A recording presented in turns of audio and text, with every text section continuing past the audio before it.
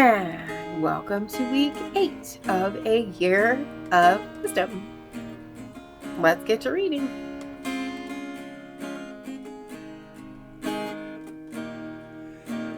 Day 54. Job 33 and 34.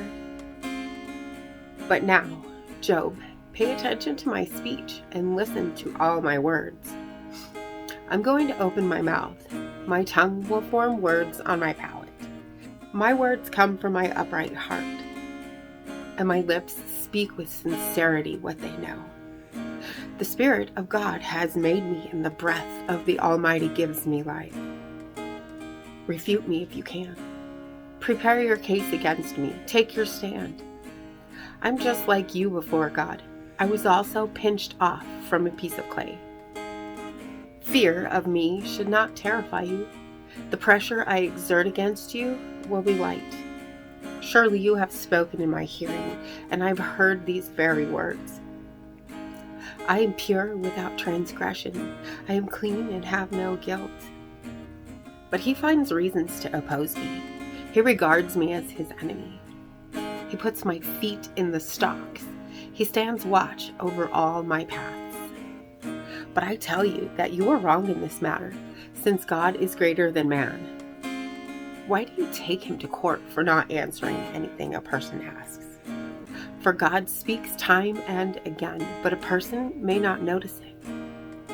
In a dream, a vision in the night, when deep sleep falls on people as they slumber on their beds, he uncovers their ears at that time and terrifies them with warnings in order to turn a person from his actions and suppress his pride.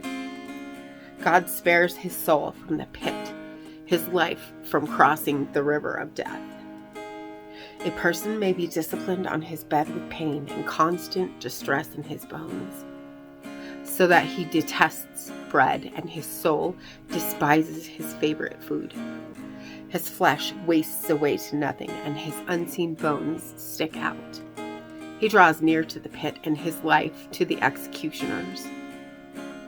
If there is an angel on his side, one mediator out of 1,000, to tell a person what is right for him and be gracious to him and say, "Spare him from going down to the pit. I have found a ransom." Then his flesh will be healthier than in his youth, and he will return to the days of his youthful vigor. He will pray to God, and God will delight in him.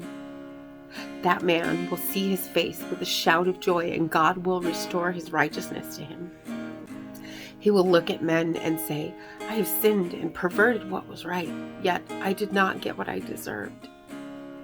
He redeemed my soul from going down to the pit, and I will continue to see the light. God certainly does all these things 2 or 3 times to a man, in order to turn him back from the pit, so he may shine with the light of life. Pay attention, Job, and listen to me. Be quiet, and I will speak. But if you have something to say, answer me. Speak, for I would like to justify you. If not, then listen to me. Be quiet, and I will teach you wisdom. Then Elihu continued, saying, "Hear my words, you wise men, and listen to me, you knowledgeable ones. Doesn't the ear test words as the palate tastes food? Let us judge for ourselves what is right. Let us decide together what is good. For Job has declared, 'I am righteous,' yet God has deprived me of justice. Would I lie about my case? My wound is incurable, though I am without transgression. What man is like Job? He drinks derision like water. He keeps company with evildoers and walks with wicked men. For he has said, 'A man gains nothing when he becomes God's friend.' Therefore listen to me, you men of understanding. It is impossible for God to do wrong, and for the Almighty to act unjustly. For he repays a person according to his deeds, and he brings his ways on him. Indeed, it is true that God does not act wickedly, and the Almighty does not pervert justice. Who gave him authority over the earth? Who put him in charge of the entire world? If he put his mind to it and withdrew the spirit and breath he gave, every living thing would perish together, and mankind would return to the dust. If you have understanding, hear this. Listen to what I have to say. Could one who hates justice govern the world? Will you condemn the mighty, righteous one, who says to a king, worthless man, and to nobles, wicked men? God is not partial to princes and does not favor the rich over the poor, for they are all the work of his hands. They die suddenly in the middle of the night. People shudder, then pass away. Even the mighty are removed without effort, for his eyes watch over a man's ways, and he observes all his steps. There is no darkness, no deep darkness, where evildoers can hide themselves. God does not need to examine a person further, that one should approach him in court. He shatters the mighty without an investigation, and sets others in their place. Therefore, he recognizes their deeds and overthrows them by night, and they are crushed. In full view of the public, he strikes them for their wickedness, because they turned aside from following him and did not understand any of his ways, but caused the poor to cry out to him, and he heard the outcry of the afflicted. But when God is silent, who can declare him guilty? When he hides his face, who can see him? Yet he watches over both individuals and nations, so that godless men should not rule or ensnare the people. Suppose someone says to God, I have endured my punishment. I will no longer act wickedly. Teach me what I cannot see. If I have done wrong, I won't do it again. Should God repay you on your terms when you've rejected his? You must choose, not I. So declare what you know. Reasonable men will say to me, along with the wise men who hear me, Job speaks without knowledge. His words are without insight.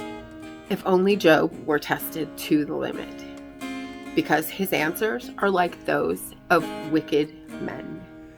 For he adds rebellion to his sin. He scornfully claps in our presence, while multiplying his words against God. Proverbs 23. When you sit down to dine with a ruler, consider carefully what is before you and put a knife to your throat if you have a big appetite. Don't desire his choice food, for that food is deceptive. Don't wear yourself out to get rich. Stop giving your attention to it. As soon as your eyes fly to it, it disappears, for it makes wings for itself and flies like an eagle to the sky. Don't eat a stingy person's bread, and don't desire his choice food, for it's like someone calculating inwardly. Eat and drink, he says to you, but his heart is not with you. You will vomit the little you've eaten and waste your pleasant words. Don't speak to a fool, for he will despise the insight of your words. Don't move an ancient boundary marker, and don't encroach on the fields of the fatherless, for their Redeemer is strong, and he will take up their case against you. Apply yourself to discipline and listen to words of knowledge. Don't withhold discipline from a youth. If you beat him with a rod, he will not die. Strike him with a rod, and you will rescue his life from Sheol. My son, if your heart is wise, my heart will indeed rejoice. My innermost being will cheer when your lips say what is right. Don't let your heart envy sinners. Instead, always fear the Lord. For then you will have a future, and your hope will never fade. Listen, my son, and be wise. Keep your mind on the right course. Don't associate with those who drink too much wine, or with those who gorge themselves on meat. For the drunkard and the glutton will become poor, and grogginess will clothe them in rags. Listen to your father who gave you life, and don't despise your mother when she is old. Buy and do not sell truth, wisdom, instruction, and understanding. The father of a righteous son will rejoice greatly, and one who fathers a wise son will delight in him. Let your father and mother have joy, and let her who gave birth to you rejoice. My son, give me your heart, and let your eyes observe my ways. For a prostitute is a deep pit, and a stranger is a narrow well. Indeed, she sets an ambush like a robber and increases those among men who are unfaithful. Who has woe? Who has sorrow? Who has conflicts? Who has complaints? Who has wounds for no reason? Who has red eyes? Those who linger over wine, those who go looking for mixed wine. Don't gaze at wine because it's red, when it gleams in the cup and goes down smoothly. In the end, it bites like a snake and stings like a viper. Your eyes will see strange things and you will say absurd things. You'll be like someone sleeping out at sea or lying down on the top of a ship's mast. They struck me, but I feel no pain. They beat me, but I didn't know it. When will I wake up? I'll look for another drink. And once again, thank you so much for being here today. Don't forget to hit subscribe and click the bell so you'll get notifications for the next readings. See you tomorrow. Blessings. I know without a doubt you'll carry me out of the storm. I'm standing at the crossroads. I'm lost without a clue. I need a big pink neon sign to show me what to do.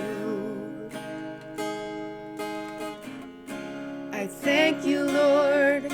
It glorifies you when you're the only answer. I praise you, Lord, for holding what's too much for me. And I'm amazed by you, Lord, because nothing's too big and nothing's too small to lay at your feet. I want to thank you, Lord, for believing in me.